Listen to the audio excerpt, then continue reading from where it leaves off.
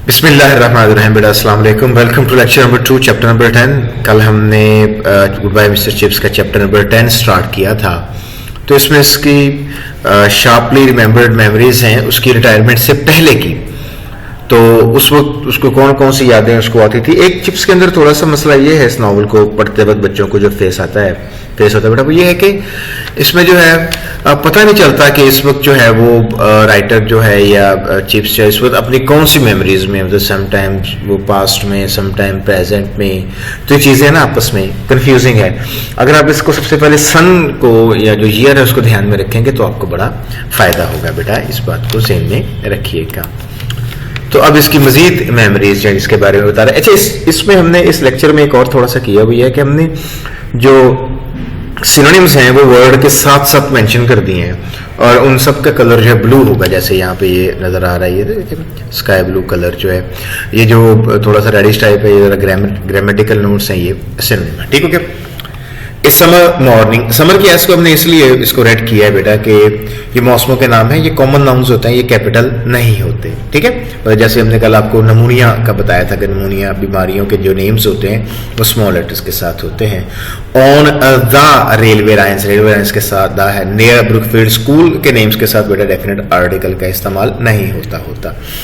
तो चिप्स को याद था मौसम गर्मा की एक वो सुबह जो है रेलवे लाइन्स जो थी ब्रुकफील्ड के पास ही जो है, the railway man were on strike.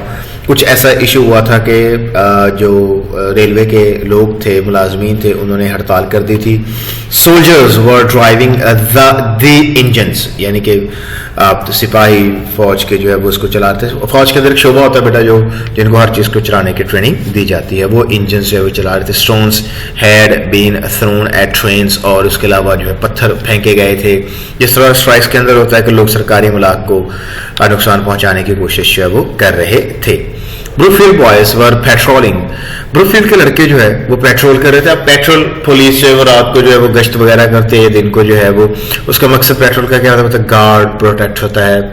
इसके अलावा इंस्पेक्ट या वॉच, आप ध्यान रखते हैं चीज़ों का, तो वो भी ध्यान रखते हैं कि जनाब कोई अब बेटा जो है ये ना हो कोई मतलब वारदात ना हो, कोई क्रिमिनल एक्टिविटी ना हो, इस तमाम चीज़ों को रोकने के लिए जो है।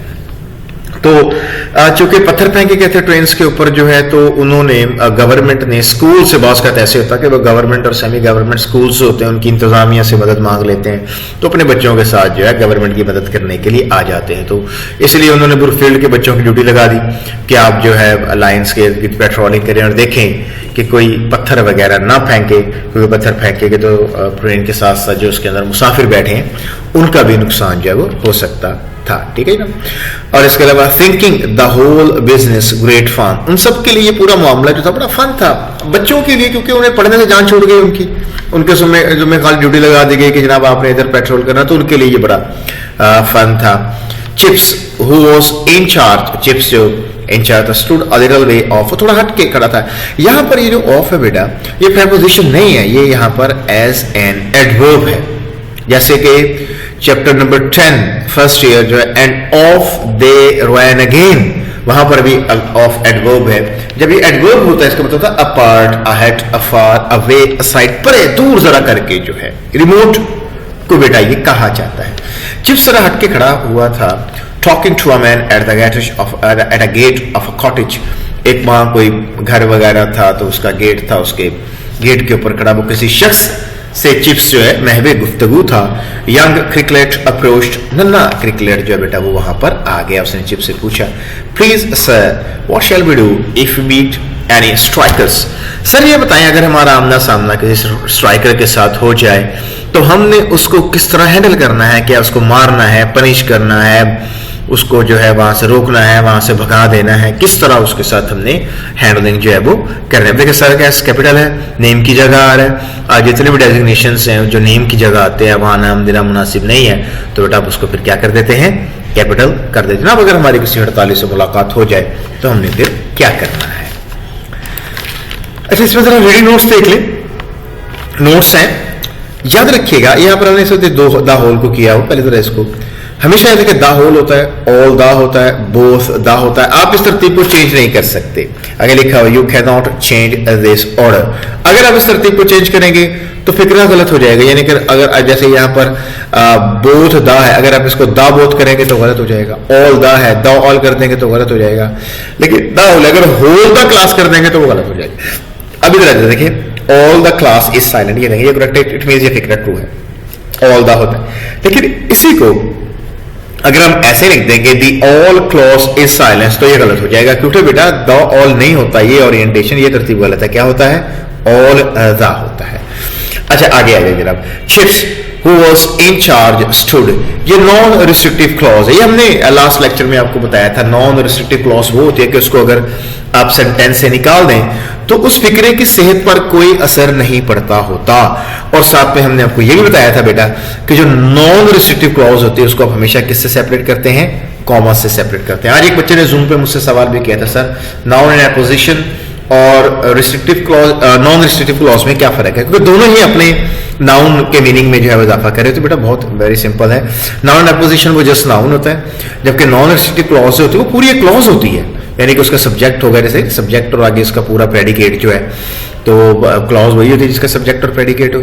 जबकि नाउन एंड एपोजिशन में वो जस्ट एक नाउन होता है, जैसे Mr name the principal is a very kind person, जैसे आप कहते हैं मिस्टर मनाना, the simple country at the man, the simple countryman looked at the mayor astounded, जो है मिस्टर मनाना। द हार्नेस मैन जो है वो mister Hubert the simple countryman looked at the mayor astounded जो है। तो ये मिसालें जो ये नाउन इन एपोजिशन की है। जबकि जो रिस्ट्रिक्टिव नॉन रिस्ट्रिक्टिव क्लॉज होती है, ऐसे ही देखें तो ये पूरी बेटा एक क्लॉज होगी। लेकिन इन दोनों के अंदर सिमिलैरिटी, यानी नाउन इन एपोजिशन और नॉन रिस्ट्रिक्टिव क्लॉज के अंदर सिमिलैरिटी है वो क्या है? इन दोनों को हम किससे सेपरेट करते हैं बेटा? कॉमा से सेपरेट करते हैं। और बेटा ध्यान में रखिएगा कि जो रिस्ट्रिक्टिव क्लॉज जो होती है उसका ध्यान में रखिएगा, उसको हम कॉमा से सेपरेट नहीं करते, वो उस सेंटेंस का एसेंशियल हिस्सा होती है। हम उसको बेटा उस सेंटेंस से बाहर नहीं निकाल सकते, उसको वहां से रिमूव नहीं कर सकते। ठीक हो गया? तो क्रिकलेट है, उसने पूछा चिप से जनाब बताएं कि अगर हम यहाँ कोई हमारे स्ट्राइकर से मुलाकात होती है तो व्हाट शैल वी डू, हमने फिर उनके साथ क्या करना है। आगे चिप से बात, would you like to meet one, आप मिलना चाहोगे क्या? आपका कोई है उससे मिलने का इरादा? तो आगे से क्रिकेटर कहता है I don't know sir, sir पता नहीं सर। अब वो बच्चा ना थोड़ा सा वो जैसे होता है कि वो बुखला गया थोड़ा सा जो है। गॉड ब्लेस द बॉय, अल्लाह उस बच्चे पर रहम करे। दा का जो उसी बच्चे क्रिकलेट की तरफ इशारा कर रहा है, इसीलिए बेटा इसके साथ क्या है? बॉय। अच्छा गॉड ब्लेस, ब्लेस के सुनने में सैंक्टिफाई, एब्सॉल्व, मैग्नीफाई, एक्सॉल्ट। बेटा यहाँ एक ब्लेस होता है अता करना, जैसे आप कहते हैं Allah has blessed me with success. अब इसमें ब्लेस होगा अता करना। एक ब्लेस होता है आप कहते हैं अल्लाह उसके हाल पे रहम करे, तो ये वो वाली सेंस है गॉड ब्लेस। जैसे वो ज़ेबुल निसा ने कहा था मे गॉड ब्लेस यू, जब उसने कहा था कि मुझे तो ऐसे लगता है कि जैसे शिव मोहम्मद के साथ जो है हमारी बेटी का रिश्ता हो जाएगा, तो उसके जवाब में उसने कहा था। ये जो ब्लेस है ये बेटा अता करने वाला नहीं है, ये ब्लेस जो है ये रहम करने वाला, सैंक्टिफाई है, एब्सॉल्व है, magnify, exalt, made higher in rank, बुलंद रुतबा करना जो है। The boy he talked of them, वो उनके बारे में ऐसे बात कर रहा था एज इफ, इसको हमने जरा कलर चेंज किया, अभी आपको बता दें। दे वर क्वीर एनिमल्स आउट ऑफ ए जू, ये बेटा इसके श्रेणी में किसके? क्वीर होता है अजीबो गरीब। वो बच्चा तो उनके बारे में ऐसे बातें कर रहा था कि जैसे वो कोई चिड़ियाघर से भागे हुए कोई अजीब से जानवर हों। ठीक है? क्वीर का synonym strange, odd, abnormal, crazy जो है, ये क्वीर वर्ड आपने चैप्टर 10 फर्स्ट ईयर में पढ़ा है। Looking out all the trees were queer and stale, Margaret वाला चैप्टर जो है बेटा उसके अंदर आपको याद होगा जो है। तो बच्चों के बारे में ऐसे बात कर रहा था जैसे वो कोई जेल से भागे हुए कोई अजीब व गरीब आदमी हो। वेल अच्छा here you are then, ये बेटा खांसी की बात है, चिप्स को बोलते हो ना खांसी आती होती है। You can meet Mr Jones, आप मिस्टर जोन्स से मिल सकते हैं। यानी कि वो चिप्स वो जो गेट पर खड़ा जिस शख्स से बातें कर रहा था बेटा उसका नाम क्या था? उसका नाम था Mr Jones. He is a striker, ये हड़ताली है। When he is on duty, जब ये ड्यूटी पर होते हैं, जब ये जिम्मेदारी पर होते हैं। He has charge of signal box, तो इनके पास जिम्मेदारी होती है। चार्ज के सिग्नल मैंने यहाँ पर नहीं दिए, अगर आप लिखना चाहते हैं तो लिख ले। होते हैं चार्ज होता है बेटा रिस्पॉन्सिबिलिटी, लायबिलिटी, कंट्रोल, डेजिग्नेशन को कहते हैं बेटा जो है। इनके पास सिग्नल बॉक्स को होता है। You put your life in his hands, आपने इसके हाथों में अपनी जिंदगी थमाई है। मैनी आ टाइम, कई दफा। इसका क्या मतलब है? रेलवे का जो शोभा होता है इसमें स्टेशन के ऊपर जब गाड़ी खड़ी होती है तो बाकायदा जैसे हम लोग चौक के ऊपर गुजरते हैं तो ट्रैफिक के गुजरने के लिए बेटा वहाँ इशारे होते हैं, सिग्नल्स लगे होते हैं वहाँ पर, जो है रेड का मतलब रुक जाना, ग्रीन का मतलब चले जाना होता है वहाँ से, तो ऐसे वो इशारा होता है। अगर वो इशारा दे दे ग्रीन का, इट मीन्स के आगे कोई जो है वो मसला नहीं है और आप उस पटरी पर फिर आगे चल पड़ती है ट्रेन, तो ये इशारा बड़ी अहमियत का हामिल होता है, क्योंकि अगर ये इशारा गलत दे दिया गया और आगे से कोई ट्रेन आ रही हुई तो ये मुमकिन नहीं होता कि आप आगे से आने वाली ट्रेन को देख के अपनी ट्रेन की पटरी बदल लें, तो उसको तो मतलब ये है कि फिर सीधे से तसादुम होगा और बड़ी खौफनाक तबाही होती है, इंसान अपनी जिंदगी से चला जाता है। तो चिप्स यही कह रहा है कि जब ये सिग्नल बॉक्स पे होता है तो आपने अपनी जिंदगी कई दफा उसके हाथ में थमाई है, यानी अगर ये गलत सिग्नल दे देता तो एन मुमकिन था कि बेटा आप का जो है वहां पर जो है हादसा हो जाता और आप अपनी जान से चले जाते जो है। अब मेरा नोट से एज इफ सब्जेक्टिव केस होता है। एज इफ के बारे में फर्स्ट ईयर में आपने बहुत पढ़ा होगा जनाब, इसकी बड़ी मिसालें हैं। The man felt his ear flutter and the tissues of his body rotated as if he were standing at the center of a vacuum। Past subjective जो है हेड प्लस थर्ड फॉर्म के अंदर जो है वो होता है इफ इट वर पॉसिबल, वैसे यहाँ पर तो इफ है, एज इफ बेटा यहाँ पर नहीं आया। सब्जेक्टिव के अंदर हम हेड प्लस पास्ट सब्जेक्टिव जो है हेड प्लस थर्ड फॉर्म जो यूज करते हैं। एक और मिसाल है he cried as if he were mad, ऐसे चिल्लाया जैसे वो पागल हो, ठीक है। फिर उधर आ जाए मैनी आ, मैनी और ए, यहाँ टाइम से टाइम है, याद रखिएगा जब भी ये मैनी ए, ये देखिए हमने बताया many a used always singular, ये हमेशा सिंगुलर होता है, देखिए ना, many a soldier not soldiers. वैसे अगर मैनी होता तो यहाँ क्या आता, soldiers have lost their life. अच्छा मैनी ए सोल्जर, अच्छा आगे फिर हैव नहीं, हैज लॉस्ट, आगे देयर नहीं, हिज है लाइफ फाइटिंग फॉर, आगे देयर नहीं है, क्या है बेटा, हिज कंट्री जो है, ठीक हो क्या बेटा। तो मैनी इसका इस्तेमाल सिंगुलर है और इसके अलावा जो है एज इफ जो है ये किस चीज की इंडिकेशन होती है बेटा, ये सब्जेक्टिव की होती है। आफ्टरवर्ड्स, उसके बाद story went around the school, ये कहानी पूरे स्कूल के अंदर फैल गई। चिप्स का काम तो नहीं था हड़ताली से बातें करना, वो तो एक किस्म के हड़तालियों को रोकने के लिए वहां पर अपॉइंट किए गए थे, लेकिन चिप्स खड़ा वहां उसके साथ बातें कर रहा था, गप्पे मार रहा था, ये फैल गई जो ना। देयर वाज चिप्स, बातें कर रहे थे, talking to a striker, Chips जो है एक हड़ताली के साथ बातें कर रहा था। अब यहां पर देखिए, यहाँ टॉकिंग से पहले कॉमा लगा हुआ है, हालांकि जब इस तरह आवाज वर्ग के साथ आईएनजी लगता है तो उस वर्ब के बाद उनके ऑब्जेक्ट आते हैं, वर्ब के हेल्पिंग वर्ब के बाद उनके वर्ब आते हैं बेटा। ये वो जैसे Chips was talking to a striker, ये वो नहीं है, ये पूरी क्लॉज है, देयर वाज चिप्स, आगे कॉमा है, आगे नया वर्ब शुरू है talking to a striker. Almost आप इसको कह सकते हैं ये रिड्यूस क्लॉज है, और रिड्यूस क्लॉज को किससे सेपरेट करते हैं आप बेटा, कॉमे से। जैसे Arthur was in the living room reading, याद है फर्स्ट ईयर में पढ़ा है हम लोगों ने। तो ये पूरी एक क्लॉज है और आगे दूसरा जो है वो रिड्यूस क्लॉज शुरू हो रही है। Might have been quite friendly the way they were talking, और जिस तरह वो बातें कर रहे थे ना, लग रहा था कि वो बड़े आपस के अंदर रवैया जो है बेटा वो उनका मिलनसार सा है, ठीक है नोट्स। और देखिए हमने लिखा हुआ देयर वाज चिप्स जो है ये क्लॉज है, टॉकिंग टू अ स्ट्राइकर जो है ये एक रिड्यूस क्लॉज है। दोनों को जब क्लॉज टू क्लॉज कोई ना कोई कंजक्शन तो आप लगाएंगे, तो यहाँ पर फिर हमने क्या लगा दिया, कॉमा। तो इसी को अगर हम ऐसे कर लेते ना कि Chips was talking to a striker, फिर वाज और टॉकिंग में किसी भी किस्म का कॉमे का इस्तेमाल नहीं होना था। अब जैसे मैंने यहां मिसाल दिया, Chips was talking to a striker, no reduce clause, no use of comma इसके अंदर बेटा। ये सिंपल जो है ये सब्जेक्ट है, ये हेल्पिंग वर्ब है, ये उसका मेन वर्ब है, ठीक हो गया बेटा। अच्छा जी, तो बेटा आगे चलते हैं। Chips thinking it over it a good many times जो है, ये मेरे ख्याल में इट इजाफी लगा हुआ बेटा, thinking it over a good many times, ये इट नहीं आएगा बेटा, ये मिसप्रिंटिंग है। Chips thinking it over a good many times, कई दफा चिप्स ने बाद में सोचा, ऑलवेज एडेड टू हिमसेल्फ, हमेशा वो अपने आप से कहता है that Kathy would have approve, Kathy जरूर एग्री करती कि ठीक है मैंने उससे बात करके, स्ट्राइकर से बात करके गलत नहीं किया। ये आला ज़र्फी होती है बेटा, ये कोई गलत बात नहीं है। And would also have been amused, और वो खुश भी होती, क्योंकि कैथरीन का बड़ा उसके ऊपर एक इन्फ्लुएंस था, असर था। कैथरीन ने उसको ब्रॉड माइंडेडनेस दी, ब्रॉड माइंडेडनेस बख्शी जो है।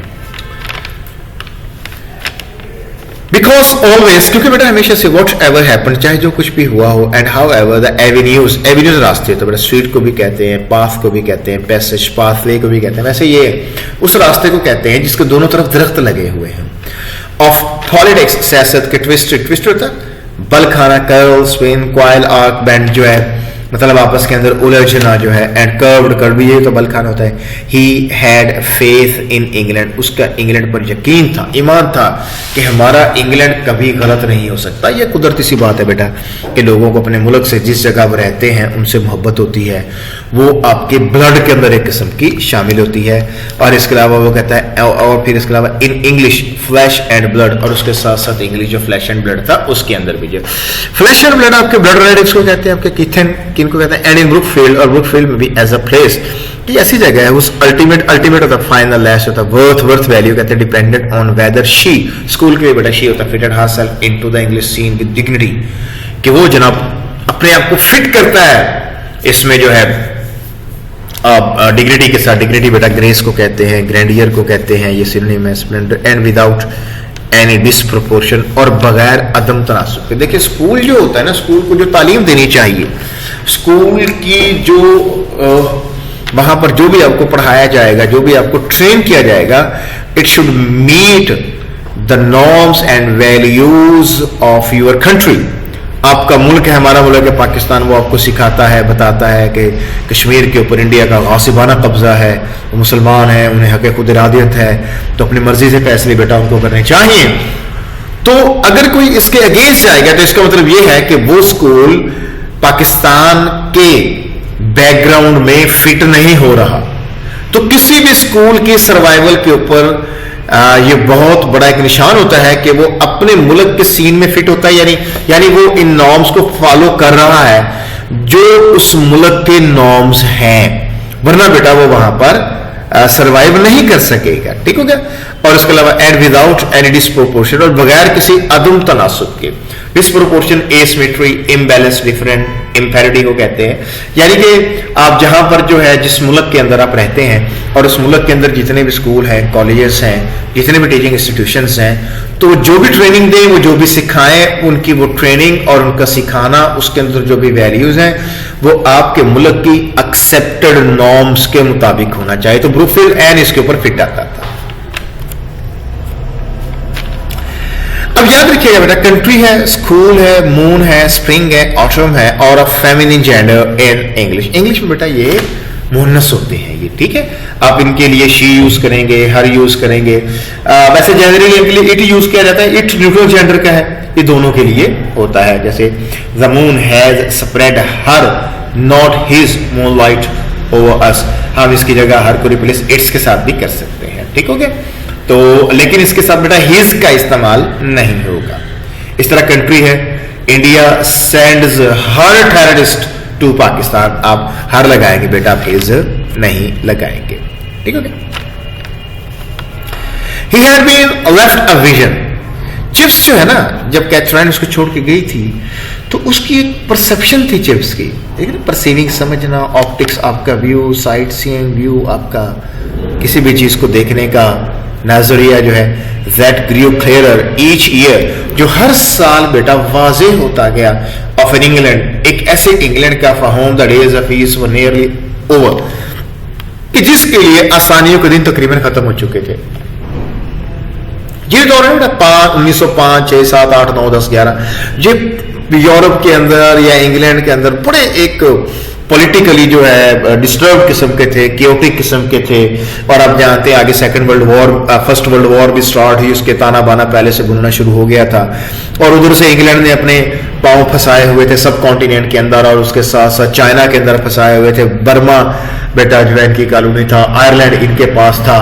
तो ऐसे लग रहा था कि इंग्लैंड के लिए जो है उसने इतनी जगह अपने आप को उलझा लिया था कि उसके लिए डेज ऑफ ईज जो है वो खत्म हो चुके थे। ऑफ अ नेशन, और एक ऐसी कौम का स्टीयरिंग जो मूव कर रही है, गाड़ी का स्टीयरिंग होता है, वो क्या होता है बेटा, गाड़ी का गाइड होता है, जिधर आप घुमाएंगे उधर चल पड़ता है। Guide, direct, control, govern, lead into channels, उन रास्तों में channel, tunnel, tube, aqueduct, passage, pass को कहते हैं। Where a hair's breadth of error, hair's breadth बाल की मोटाई के बराबर भी, यानी मामूली सा भी, देखें मामूली सी भी गलती, स्लाइड अ लिटिल फेंट tiny UF error might be catastrophic.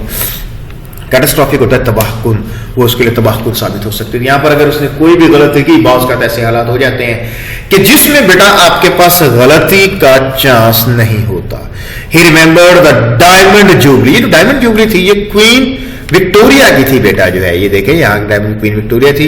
ये 22 जून 1897 को हुई थी और ये क्वीन विक्टोरिया के दौरे हुकूमत को 60 साल गुजर चुके थे जनाब उस वक्त जो है।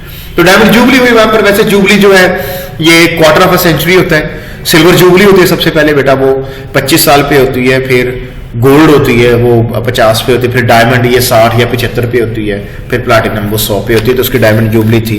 There had been a whole holiday at Brookfield, Brookfield में पूरे दिन की छुट्टी थी। And he had taken Kathie to London to see the procession, जुलूस देखने वो चले गए। उस वक्त उनकी एक ये स्टेट फंक्शन होता है कि जो क्वीन है या किंग है तो वो एक बग्गी में बैठकर जो ओपन जो है ना सड़कों पर से उनको गुजारा जाता है ताकि मद्दाह जो है आपके प्रस्ताव जो है वो आपको देख सके। प्रोसेशन में जुलूस को कहते हैं परेड मार्च स्विंग कोर्स को कहते हैं। दैट ओल्ड एंड लेजेंडरी, जिसे दुनिया जानती हो। लेजेंडरी वैसे एक इसका तर्जमा जो है बेटा फेक भी होता है, जो अफसानवी होता है उसे भी कहते हैं। फेमस या इलस्ट्रियस सेलिब्रेटेड रिनाउंड जो लेडी यानी क्वीन विक्टोरिया की बात हो रही थी, सिटिंग इन हर कैरेज, अपनी वो बग्गी पर बैठी हुई थी। लाइक सब क्रम्बलिंग, क्रम्बलिंग होता है शिकस्ता हाल, टूटती फूटती, breaking, collapsing, decaying, disintegrated wooden doll. जाहिर है उसका एक किस्म का जो है उसके दौर का भी खात्मा था, उसकी उम्र का भी खात्मा था, उस नई सेंचुरी का भी खात्मा था। हर इंसान जो है जो अरूज पे जाता बेटा उसके ऊपर एक जवाल आना जो है वो स्टार्ट हो जाता है। एक वक्त ऐसा आता है। हैड सिंबलाइज्ड इंप्रेसिवली, इंप्रेसिवली बड़े शाहाना अंदाज से, ग्रेवली को कहते हैं, seriously, soberly, so very things that like us परनेरिंग एंड यहाँ पर नेर देखे ना बेटा ये एज ए वर्ब है। यहाँ पर जो है नेर बेटा एज अ प्रेपोजिशन नहीं है, जो उसी की तरह यानी क्वीन विक्टोरिया की तरह जो है इख्तिताम पजीर हो रहे थे। Was it on the century, कई सदी थी यानी ये साल 1800 जो है खत्म हो रहा था आगे 19वीं। और वाज इट एन एपक, या फिर एक दौर था। एपक बेटा टाइम, एरा, एज और स्पैन को कहा जाता है। ठीक है बेटा, तो ये हमारा लेक्चर जो है कंप्लीट हो गया। जो बात इसमें समझ ना आई हो वो बेटा आप कल पूछ सकते हैं। क्वेश्चन आंसर्स बेटा इसके उसके नोट्स अवेलेबल है, आप फारूक साहब से मिलकर उनसे ले सकते हैं। ओके बेटा, अल्लाह हाफिज़।